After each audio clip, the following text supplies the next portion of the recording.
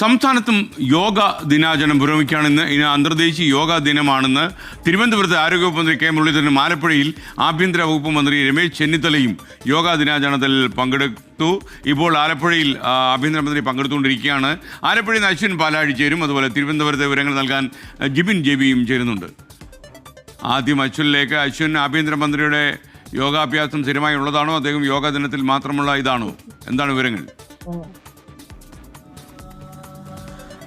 S K അല്പസമയം മുമ്പാണ് യോഗ പരിപാടികൾ ആരംഭിച്ചത്. അദ്ദേഹത്തിന്റെ ഒരു പ്രസംഗമുണ്ടായിരുന്നു. അതിൽ അദ്ദേഹം പറഞ്ഞത് സ്ഥിരമായി യോഗ ചെയ്യാൻ ആഗ്രഹിക്കുന്ന ആളാണ്, സമയം കിട്ടുമ്പോഴൊക്കെ ചെയ്യും. പക്ഷേ ഈ തിരക്കുകൾ കാരണം കഴിഞ്ഞ കുറേ നാളുകളായി ഈ യോഗയിൽ പങ്കെടുക്കാൻ അല്ലെങ്കിൽ യോഗ ചെയ്യാൻ കഴിയുന്നില്ല എന്നുള്ളതാണ് പറഞ്ഞത്. അതായത് ഏറെ നാളുകൾക്ക് ശേഷമാണ് അദ്ദേഹം ഇന്ന് യോഗാ ദിനത്തിൽ യോഗ ചെയ്യുന്നത് എന്നുള്ളതാണ് അദ്ദേഹം പ്രസംഗത്തിൽ തന്നെ സൂചിപ്പിച്ചത്. ഇപ്പോൾ നടക്കുന്നത് ആയുർവേദ മെഡിക്കൽ അസോസിയേഷൻ ഓഫ് ഇന്ത്യയുടെയും ഒപ്പം ഹരിപ്പാട് നഗരസഭയും ഒക്കെ ചേർന്ന് നടത്തുന്ന യോഗാ ദിനാചരണത്തിന്റെ സംസ്ഥാനതല ഉദ്ഘാടനമാണ്. അതിലാണ് ആഭ്യന്തരമന്ത്രി രമേശ് ചെന്നിത്തല പങ്കെടുക്കുന്നത്.